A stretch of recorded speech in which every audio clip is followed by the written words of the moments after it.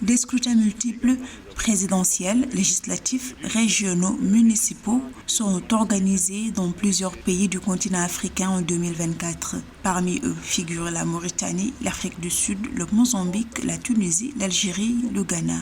Les enjeux de ces scrutins sont nombreux, allant de la garantie d'élections libres et équitables à la stabilité politique jusqu'à la consolidation de la démocratie. C'est ainsi que l'annonce de la candidature du président rwandais Paul Kagame en septembre 2023 pour un 4e mandat pour la présidentielle du 15 juillet 2024 au Rwanda a suscité des réactions diverses.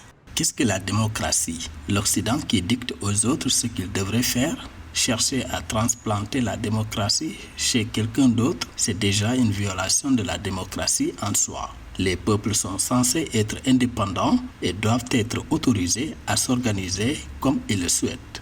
En cette année 2024, l'Afrique se trouve à un tournant crucial de son histoire politique avec ses élections présidentielles qui se profilent à l'horizon. Les Comores ouvrent le bal électoral le 14 janvier 2024, puis le 25 février 2024, les yeux se tourneront vers le Sénégal. Le président Macky Sall au pouvoir depuis 2012 ne briguera pas un 3e mandat.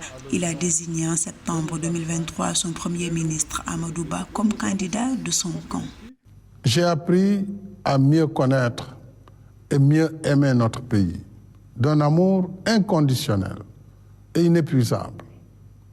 Voilà pourquoi je ferai en sorte que l'élection présidentielle du 25 février 2024 se déroule comme les précédentes, de façon paisible et dans les meilleures conditions d'organisation. J'invite tous les candidats à œuvrer dans le même esprit.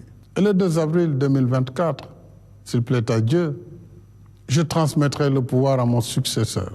Cependant, d'autres nations africaines font face à des défis majeurs dans l'organisation d'élections libres et équitables. C'est le cas des pays ayant connu des périodes d'instabilité caractérisées par des coups d'État militaires, dont le Tchad.